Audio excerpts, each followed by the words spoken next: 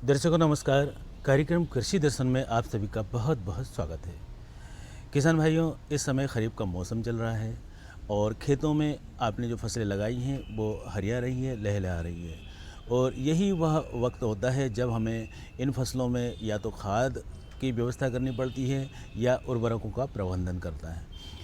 इस समय यदि हम देखें तो हमारे ज़्यादातर जागरूक किसान भाई हैं, वो उर्वरकों की बजाय जो है अपने देसी खाद है उनका उपयोग कर रहे हैं। और देसी खादों का जब हम उपयोग करते हैं तो कई तरह की जो बीमारियां हैं उनसे हमारी फसलें जो है सुरक्षित रहती है। साथ ही साथ जो है पर्यावरण का जो एक नुकसान हो रहा है, पर्यावरण प्रदूषण हो रहा है, उससे भी हमारी फसलें बची रहती है, हमारा पर्यावरण बचा रहता है। खरीफ फसलों में जैविक खादों का उपयोग कैसे करें, इस विषय पर आज हम चर्चा करेंगे। और हमारे साथ में हैं डॉक्टर ए.बी. सिंह, जो कि प्रधान वैज्ञानिक है, भारतीय मृदा विज्ञान संस्थान नवीबाग भोपाल में पदस्थ हैं। सिंह साहब, आपका हमारे कार्यक्रम में बहुत बहुत स्वागत है। किसान भाई, आप सबको मेरा नमस्कार। सिंह साहब, सबसे पहले तो हम आपसे यही जानना चाहेंगे कि इस समय हमारे किसान भाइयों ने कौन कौन सी प्रमुख फसलें अपने खेतों में लगा रखी हैं। किसान भाइयों, जैसे कि आप सभी जानते हैं कि हमारे खरीफ सीजन में अब खासकर अपने मध्य प्रदेश में सोयाबीन है, मक्का है, ज्वार है, बाजरा है और तुअर क्रॉप है, जो अरहर जिसको बोलते हैं। जी। इस टाइप की ढेर सारी ऐसी फसलें जो हम लोग खरीफ फसल में उगाते हैं। इसके अलावा कई सब्जियां भी हैं जो हम लोग जो है खरीफ सीजन में उगाते हैं। अब हम लोगों को किसान भाइयों इसमें ये देखना है, जैसा कि आज विषय है कि खरीफ फसल में हम जैविक खादों का उपयोग कैसे करें। तो मैं यहाँ पे 1 मिनट में आपको बताना चाहूँगा जी बिल्कुल। कि जैविक खेती होती क्या। पहले तो आप लोग ये समझ लें हम्म। किसान भाइयों, एक बात ये हमेशा ध्यान रखें कि जो आप खेती करते हैं जिसमें रसायन आप डाल के करते हैं, जिसको हम नाइट्रोजन कहते हैं, फास्फोरस कहते हैं, पोटास कहते हैं, इस जैविक खेती में एक ध्यान रखें कि इन खादों का प्रयोग नहीं किया जाता।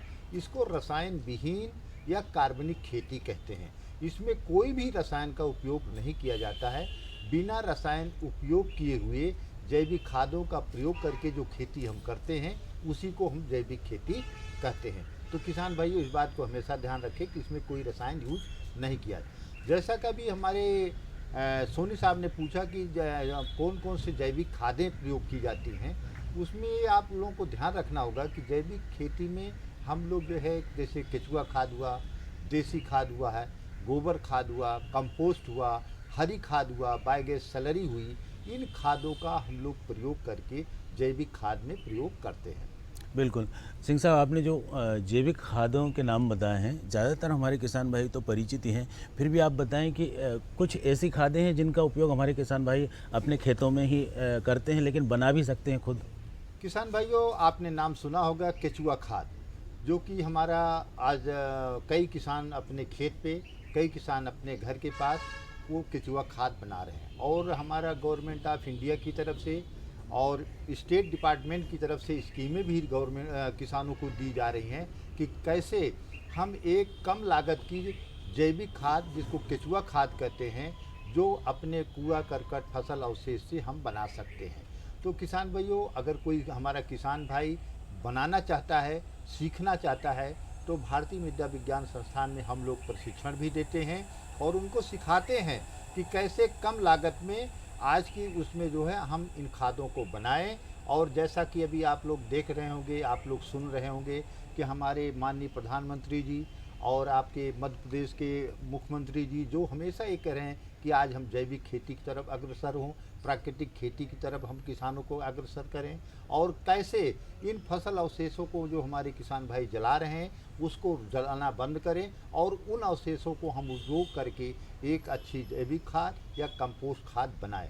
तो हमारा बिल्कुल। कोई भी किसान कभी भी आकर हमारे भारतीय मृदा विज्ञान संस्थान में प्रशिक्षण ले सकता है। बिल्कुल सिंह साहब, आपने ये बहुत बढ़िया बात बताई है। हमारे किसान भाइयों के मन में जिज्ञासा होती है कि यदि हम कहीं जैविक खाद बनती हुई देखें तो कहाँ देखें, या इसका प्रशिक्षण हमें लेना है तो कैसे लें। लेकिन भारतीय मृदा विज्ञान संस्थान में ये व्यवस्था की गई है, आप वहाँ पर जाकर संपर्क ज़रूर कर सकते हैं। लेकिन किसान भाइयों, बात यहाँ ये भी आती है कि हम जब जैविक खेती की तरफ कदम बढ़ाते हैं तो कुछ मन में संशय होता है। सिंह साहब, आपका काफ़ी लंबा अनुभव है जैविक खाद के बारे में, तो आप बताएं कि हमारे किसान भाई यदि जैविक खेती शुरू करते हैं तो उन्हें किस तरह से तैयारी करनी होगी। किसान भाइयों, मैं आपको बता दूं, जैविक खेती एक सफल टिकाऊ पद्धति है। और मेरा मानना है कि देखिए, आज देश में हमारे किसानों में ये भावना आ गई है। काफ़ी किसानों को हम लोग जो है प्रशिक्षण भी दे रहे हैं। देश के प्रधानमंत्री का और अपने प्रदेश के मुख्यमंत्री का भी यही सोच है कि हमको मिट्टी को स्वस्थ बनाने के लिए क्या क्या उपाय करना चाहिए, जिसमें जैविक खेती या प्राकृतिक खेती एक ऐसा साधन बन गया है जिसमें अगर हमारे ज़्यादा से ज़्यादा किसान उसको करें तो हमारे मृदा स्वास्थ्य के साथ साथ हमारे किसानों की जो लागत ज़्यादा हो रही है उसको भी हम कम कर सकते हैं। और हमारे किसानों का, जैसे कि हमारे ये उद्देश्य है कि हमारे किसानों की आय दुगनी की जाए, उसका एक ही इन्हीं तरीक़ों से हम ये समझा सकते हैं किसानों को कि उनकी आय दोगुना करने का एक ही तरीका है, कैसे हम लागत को कम करें, जिसमें हम लोग, हमारा किसान जो है जैविक रासायनिक खादों के पीछे भाग रहा है, जहाँ पे ज़्यादा आज गवर्नमेंट को भी हैवी लोड हो रही है और किसान भी हमारा इन खादों के पीछे काफ़ी खर्च कर रहा है। तो किसान भाइयों, मैं आपको यही बताना चाहूँगा आज इस मौके पे, अगर हमारा कोई किसान भाई जैविक खेती या जैविक खाद का उत्पादन करता है तो निश्चित ही उसकी लागत कम होगी और वो खाद वो किसानों के लिए हर तरह से मृदा स्वास्थ्य को से लेकर के उसके स्वास्थ्य को भी डायरेक्ट प्रभावित करती है, जो हमारे किसानों को समझना बहुत ज़रूरी है। बिल्कुल सही बात है। और जैसा कि किसान भाइयों, डॉक्टर सिंह साहब आपको बता रहे हैं कि जैविक खाद किस तरह से जो है हम उपयोग करें, उसके क्या फ़ायदे होते हैं। लेकिन यह बात आती है कि यदि हम खरीफ की फसलें हमने लगाई हुई है और इस समय यदि जैविक खादों का उपयोग करना है तो किस तरह से उनका उपयोग करना है। सिंह साहब, अभी जो बारिश का मौसम चल रहा है और चूँकि जो देसी खाद जो हमारी होती है उनका भी कुछ एक समय होता है निश्चित कि कब हम देना चाहिए और क्या मात्रा होती है उसकी। किसान भाइयों, देखिए, यहाँ पे बहुत महत्वपूर्ण क्वेश्चन हमारे सोनी साहब ने पूछा है, जिसमें ये पूछ रहे हैं कि इन जैविक खादों को कब प्रयोग करना चाहिए। जैसा कि आप सभी जानते हैं, हमारे प्रदेश के या देश के किसान जो खरीफ फसल में होता है वो जैविक खादों को ज़्यादातर गर्मियों में डाल देते हैं जी। और उनको ये अनुभव नहीं होता है कि अगर हम गर्मी में वो खाद डाल रहे हैं तो उसके फ़ायदे या नुकसान क्या है। मैं वैज्ञानिक शोधों को ध्यान में रखते हुए आपको ये बताना चाहूँगा कि देखिए किसान भाई, जो आप गर्मी में जैविक खाद डालते हैं उससे हमारे काफ़ी पोषक तत्व जो गर्मी से लॉस हो जाते हैं और कई पोषक तत्व ऐसे होते हैं जो बचे होते हैं, तो जब ज़्यादा बारिश होती है तो वो पानी के साथ बह के बाहर निकल जाए। किसान भाइयों, मेरा आपको एक ही सुझाव है कि खरीफ फसल हो या रबी फसल हो, बुआई के 10-15 दिन पहले ही जैविक खाद को डालना चाहिए, जिससे उस खाद का उत्पादन, अगर जो उसका पोषक तत्व है उन फसलों को मिलेगा, जहाँ पे उन फसलों के साथ साथ उस फसल को फ़ायदा होगा। तो मैं आपको हमेशा यही सुझाव दूंगा कि बुआई के 10-15 दिन पहले ही खाद डालें। यहाँ तक केचुआ खाद अगर बना रहे हैं तो हम कहेंगे बुआई के समय भी डालेंगे तो बहुत ही अच्छा रहेगा। तो बिल्कुल किसान भाइयों, एक निर्धारित समय होता है, उस समय पर ही जैविक खादों का आप उपयोग करें। हमारी चर्चा जारी रहेगी किसान भाइयों। फिलहाल वक्त हो चला है एक छोटे से ब्रेक का। ब्रेक के बाद हम पुनः हाजिर होते हैं।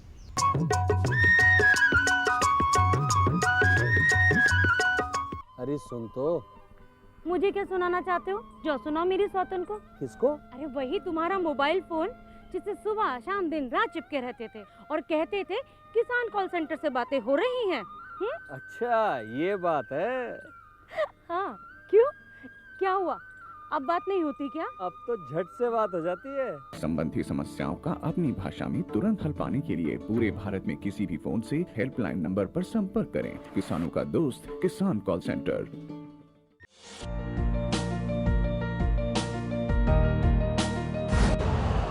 यूरिया का स्वदेशी उत्पादन 70 लाख टन बढ़ाने के लिए 6 उर्वरक संयंत्रों का उद्धार किया जा रहा है।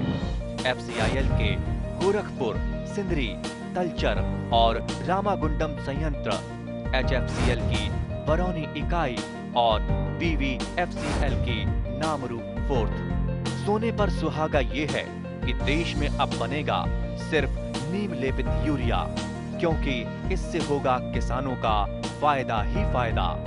अनाज का उत्पादन 10% तक बढ़ेगा। बढ़ेगी 10 से 15% नाइट्रोजन क्षमता।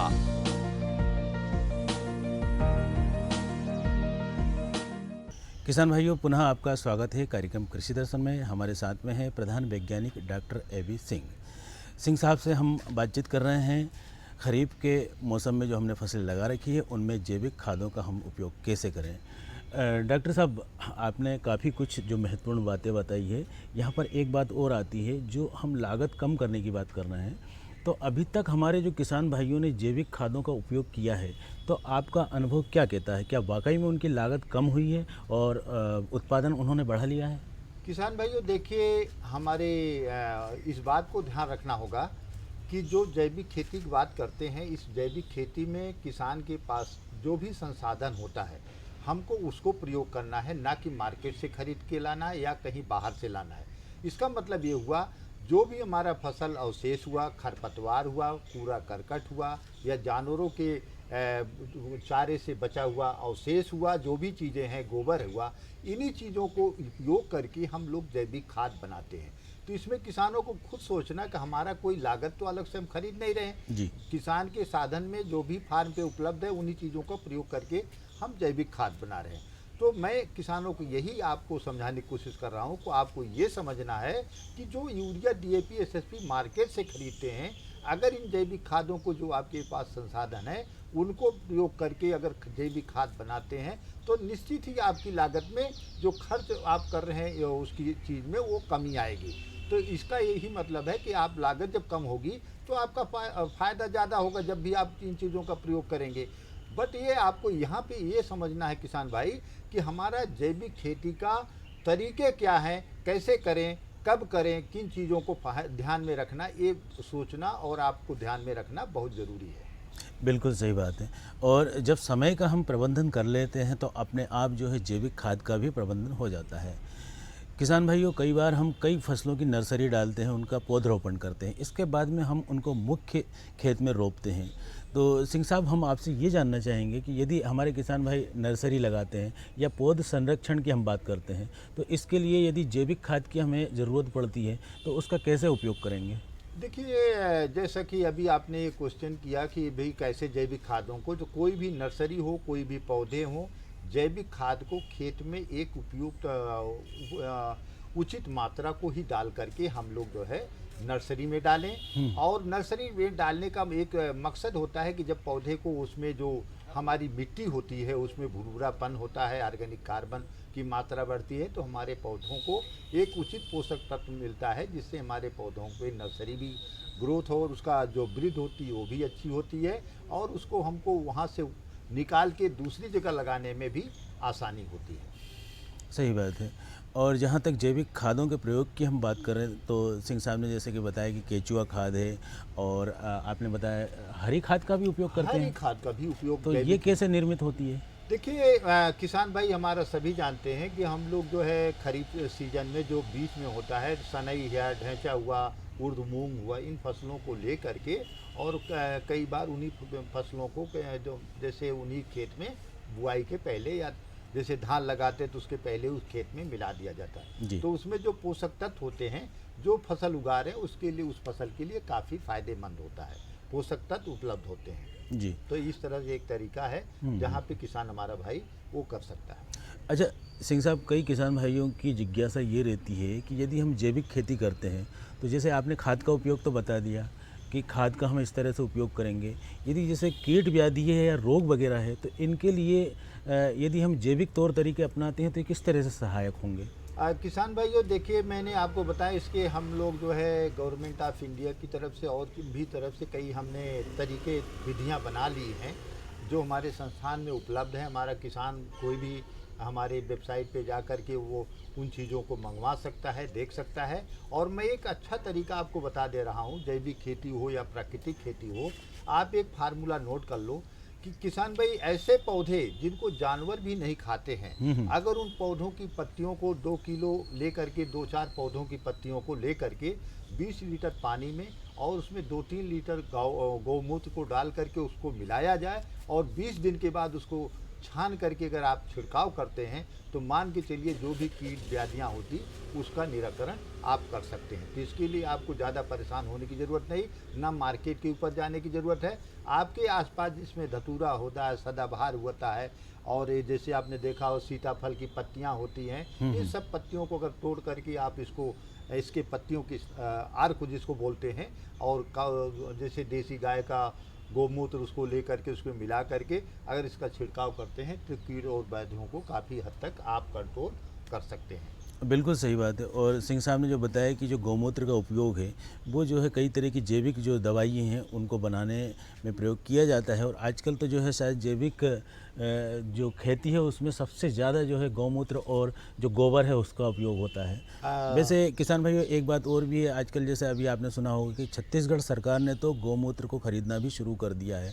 और जाहिर सी बात है कि गाय या हमारे जो पशु होते हैं वो बहुत महत्वपूर्ण होते हैं। तो सिंह साहब जैसे जैविक खेती की तरफ अगर कदम बढ़ाना है तो पशुओं का पालन करना कितना ज़रूरी हो जाता है? देखिए किसान भाइयों, मैं एक ही बात बताऊंगा कि अगर कोई किसी के मन में जैविक खेती की बात आती है या प्राकृतिक खेती की बात आती है, बिना जानवर के इस बात को सोचना ही बेईमानी होगी।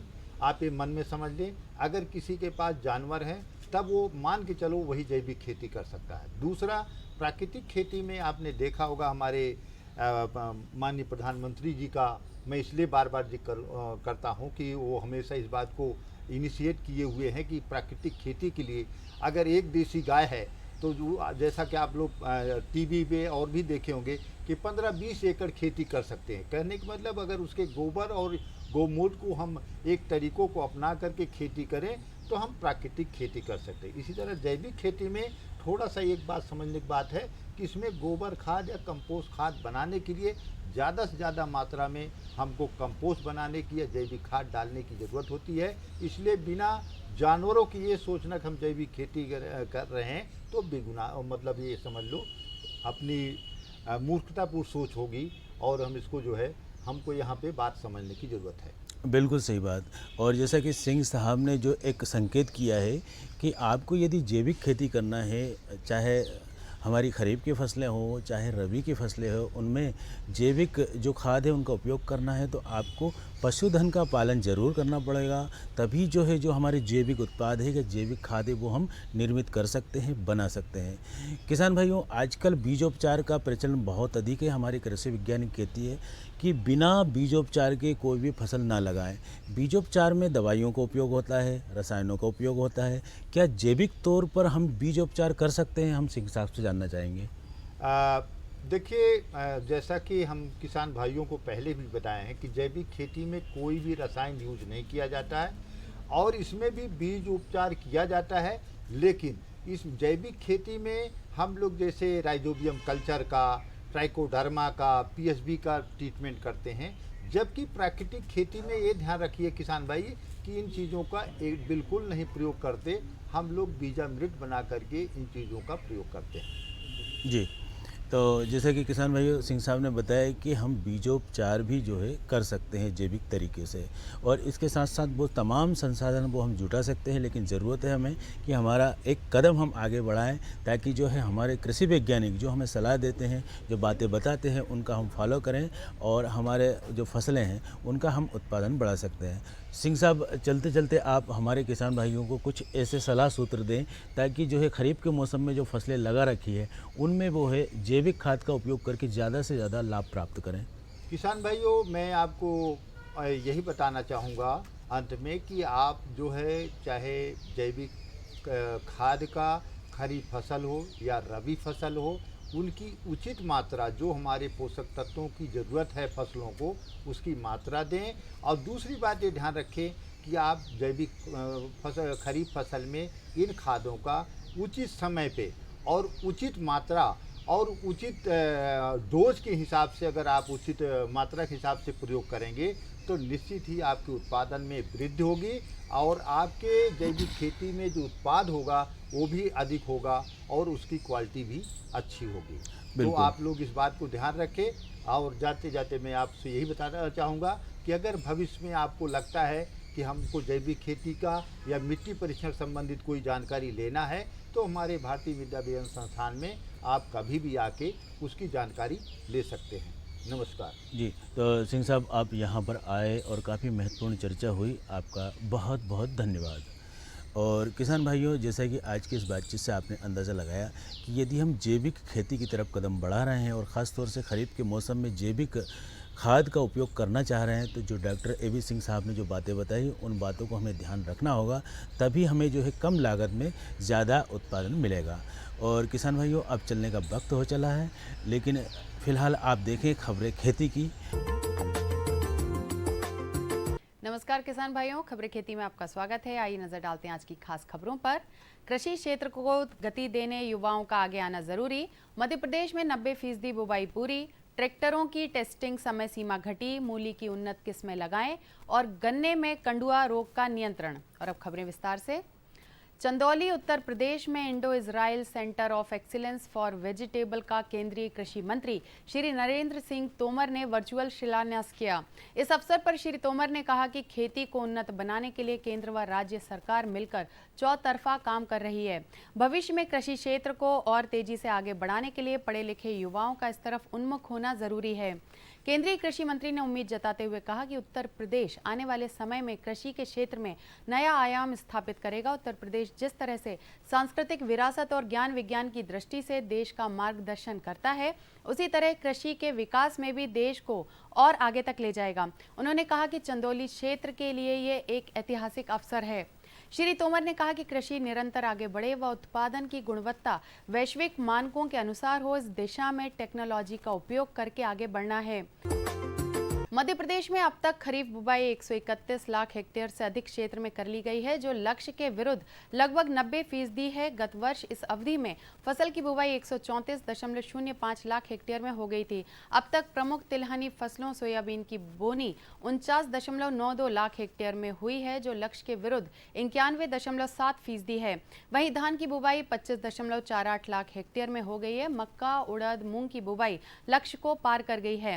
कृषि विभाग के मुताबिक राज्य में खरीफ फसलों का सामान्य क्षेत्र 138.52 लाख हेक्टेयर है। इस वर्ष 147.72 लाख हेक्टेयर में खरीफ फसलें लेने का लक्ष्य रखा गया है। इसके विरुद्ध अब तक 131.44 लाख हेक्टेयर में बोनी कर ली गई है। प्रदेश की प्रमुख खरीफ फसल सोयाबीन की बोनी अब तक 49.92 लाख हेक्टेयर में हो गई है। केंद्रीय कृषि मंत्रालय ने खेती के लिए उपयोग किए जाने वाले ट्रैक्टर की टेस्टिंग प्रक्रिया की समय सीमा को 9 माह से घटाकर मात्र 75 कार्य दिवस कर दिया है। यह व्यवस्था देश की स्वतंत्रता के 75वें वर्ष आज़ादी का अमृत महोत्सव के उपलक्ष्य में कृषि क्षेत्र के लिए एक बड़ी सौगात है। भारत में कृषि क्षेत्र में मशीनीकरण को बढ़ावा देने एवं किसानों के लिए उपयुक्त ट्रैक्टरों की उपलब्धता सुनिश्चित करने के उद्देश्य से केंद्रीय कृषि मंत्री श्री नरेंद्र सिंह तोमर के दिशा निर्देश पर कृषि विभाग द्वारा यह सकारात्मक कदम उठाया गया है।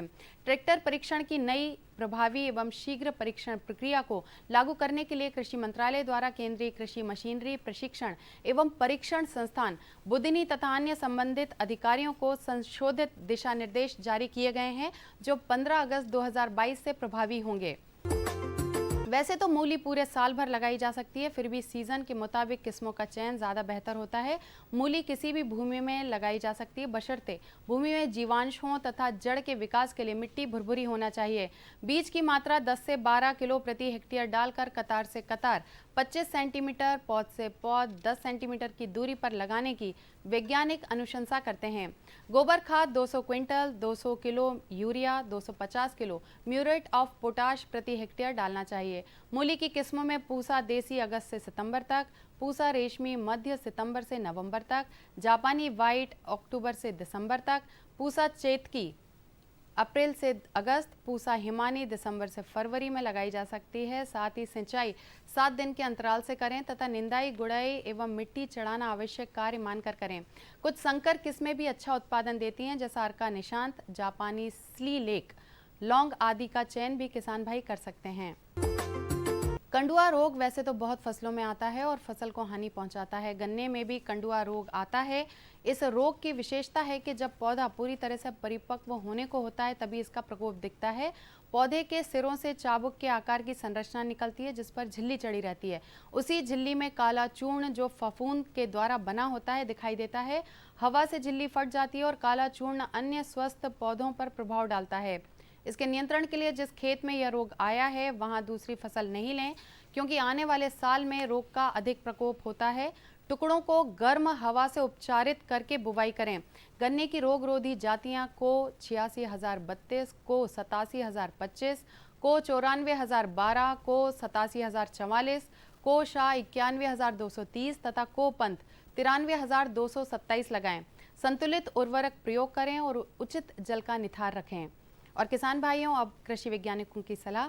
संकर धान एवं अन्य किस्मों की रोपाई SRI विधि से करें। धान की नर्सरी से स्वस्थ पौध की रोपाई शीघ्र करें।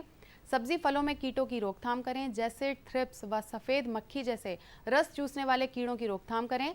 अनाज वाली खड़ी फसलों में नत्रजन की शेष मात्रा डालें।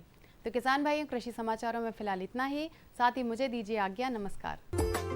तो किसान भाइयों, आज की बातचीत से आपने अंदाज़ा लगाया कि यदि हमें लागत कम करनी है और उत्पादन को बढ़ाना है तो हमें जैविक खेती की तरफ कदम बढ़ाना होगा। आज जो डॉक्टर AB सिंह साहब ने जो बातें बताई हैं, उन बातों को हम ध्यान में रखते हुए खरीफ की फसलों में जैविक खादों का उपयोग हम करें ताकि हमें ज़्यादा से ज़्यादा उत्पादन मिले। और किसान भाइयों, ये जो कार्यक्रम आप देख रहे हैं इसका पुनः प्रसारण भी होगा रात्रि 12 बजे, और 12 बजे आप इस कार्यक्रम को फिर से देख सकते हैं। और इस समय वक्त हो चला है आपसे विदा लेने का। अब हमें आज्ञा दें। नमस्कार।